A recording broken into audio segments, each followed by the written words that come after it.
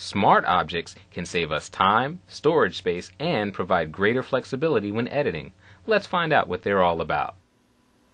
The term smart objects may sound like marketing hype, but this is how Photoshop allows you to work non-destructively with individual layers. Adjustments made to the smart object layer can be reversed at a later date with no loss in image quality. In the previous chapter, we talked about the benefits of working with vectors. Smart objects allow you to bring in vector graphics that were created outside of Photoshop without having to convert them to pixels. Let's begin with our Chapter 9 folder inside our Project Files folder and open the file Twirl Vessel 2. Going to go to full screen mode with menu bar by pressing the F key. We'll zoom in a bit here.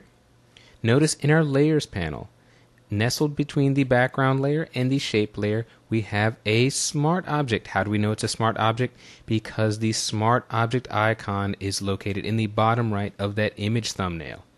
I'll toggle the image off and on so you can see what this smart object is. It is the flowers in the vase. Now, smart objects simply link or reference source files. It's not a file itself, it's pointing to an original file. In this case, the original flowers file is an Illustrator document. Now, before smart objects came along, when you placed an Illustrator file in Photoshop, the image was automatically rasterized.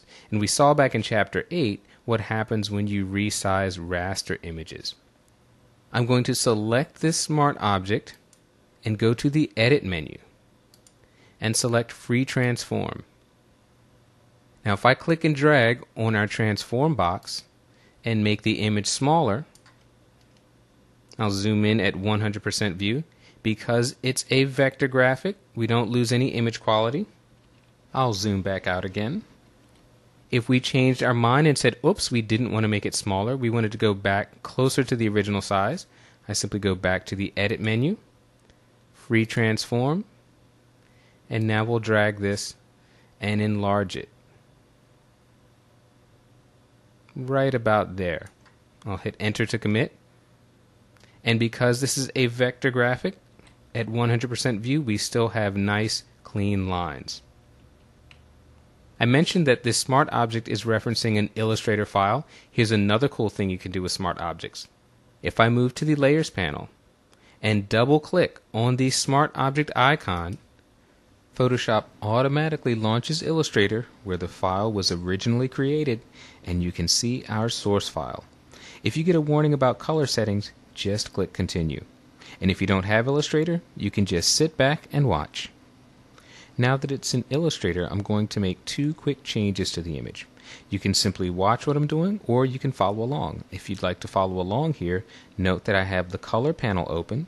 You can find the Color panel under the Window menu.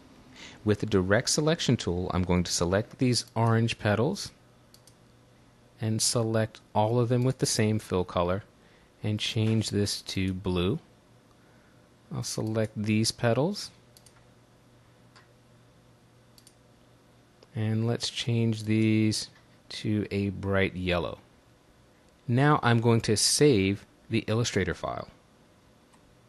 Watch what happens when I go back into Photoshop. Our smart object automatically updates to reflect the changes that we've just made.